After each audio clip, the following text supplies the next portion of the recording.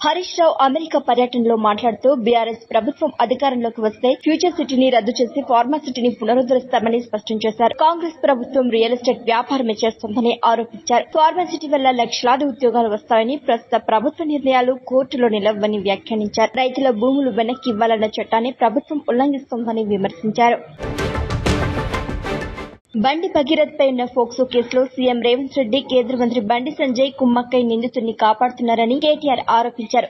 ధాన్యం కొనుగోళ్లలో ప్రభుత్వం పూర్తిగా విఫలమైందని, రాష్ట్రంలో 35% కూడా కొనుగోలు జరగలేదన్నారు. కొనుగోలు కేంద్రాల్లో రైతులు తీవ్ర ఇబ్బందులు పడుతూ పలువురు ప్రాణాలు కోల్పోయారని ఆవేదన వ్యక్తం చేశారు. ప్రభుత్వం వెంటనే ధాన్యం కొనుగోలుపై శ్వేతపత్రం విడుదల చేయాలని, ఫోక్సో కేసు నిందితుడిని 9 రోజులు ఎవరు దాచారో వెల్లడించాలని డిమాండ్ చేశారు.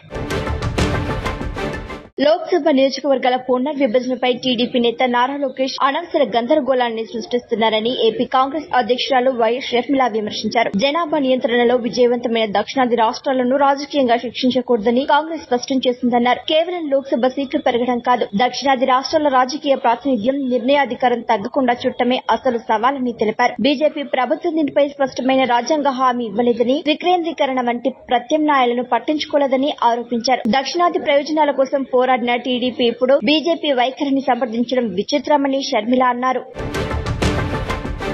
మంత్రి అచ్చెన్నాయుడు వైసీపీ పాలనలో వైఎస్ జగన్మోహన్ రెడ్డి రాష్ట్రాన్ని భ్రష్టు పట్టించారని విమర్శించారు. రాష్ట్రాన్ని గాడిలో పెట్టడం నారా చంద్రబాబు నాయుడు వల్లే సాధ్యమైందని, ఆయన నాయకత్వంలో గత 2 ఏళ్లుగా రాష్ట్రంలో అభివృద్ది వేగంగా జరుగుతోందన్నారు. అమరావతి అభివృద్ది చూసి జగన్ కు భయం పట్టుకుందని, వచ్చే ఎన్నికల్లో వైసీపీ తీవ్ర పరాజయం తప్పదని వ్యాఖ్యానించారు. జగన్ కుటుంబ వ్యాఖ్యలపై స్పందిస్తూ గత ఘటనల గురించి ప్రజలకు అన్ని తెలుసని అచ్చెన్నాయుడు అన్నారు. రాష్ట్రానికి, దేశానికి చంద్రబాబు రోల్ మోడల్ గా నిలుస్తున్నారని పేర్కొన్నారు.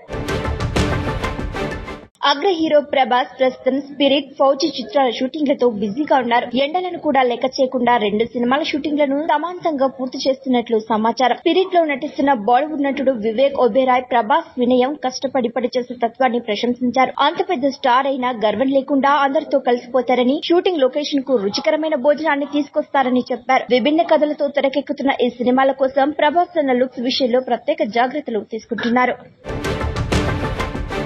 నటి కంగనా రనౌత్ మెడలో మంగళసూత్రంతో కనిపించిన వీడియో సోషల్ మీడియాలో వైరల్ గా మారింది. దీంతో ఆమె రహస్యంగా పెళ్లి చేసుకున్నారనే ప్రచారం జోరందుకుంది. అయితే అది నిజం కాదని, క్వీన్ 2 సినిమా షూటింగ్ లో భాగంగా కంగనా ఆ లుక్ లో కనిపించినట్లు స్పష్టమైంది. దర్శకుడు వికాస్ బహుల్ కూడా క్వీన్ 2 తెరకెక్కుతున్న విషయాన్ని అధికారికంగా ధృవీకరించారు. క్వీన్ సీక్వెల్ పై అభిమానులు ఇప్పటికే భారీ అంచనాలు నెలకొన్నాయి.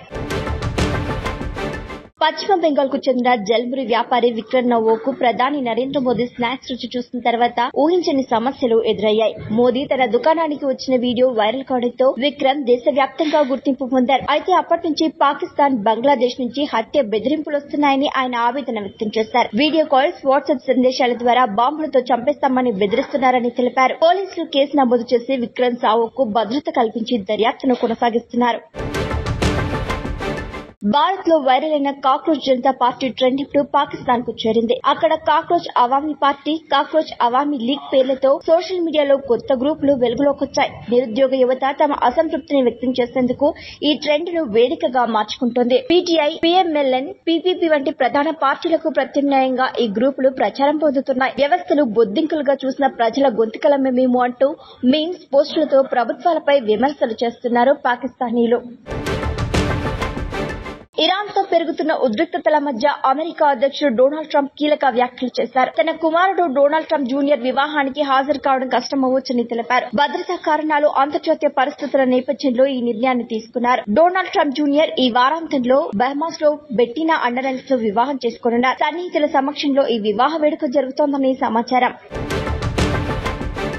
చైనా ప్రపంచంలోని అతిపెద్ద రైల్వే హబ్లను ఒకటైన Chongqing east high speed railway station ను కేవలం 38 నెలల్లో నిర్మించి చరిత్రను సృష్టించింది. 2022లో ప్రారంభమైన ఈ ప్రాజెక్ట్ 2025 జూన్ లో పూర్తయింది. భారీ స్థాయిలో రోబోలను వినియోగిస్తూ నిర్మాణ రంగాల్లో విప్లవాత్మక మార్పులకు నాంది పలికింది. 12.2 లక్షల చదరపు మీటర్ల విస్తీర్ణంలో ఉన్న ఈ హబ్ లో హైస్పీడ్ రైలు, మెట్రో బస్సులు, టాక్సీలు వంటి రవాణా సౌకర్యాలున్నాయి. ఈ ప్రాజెక్టుకు సంబంధించిన వీడియో ఎలాన్ మస్క్ తన ఎక్స్ ఖాతాలో పంచుకోగా ఆ వీడియో తెగ చక్కర్లు కొట్టేస్తోంది.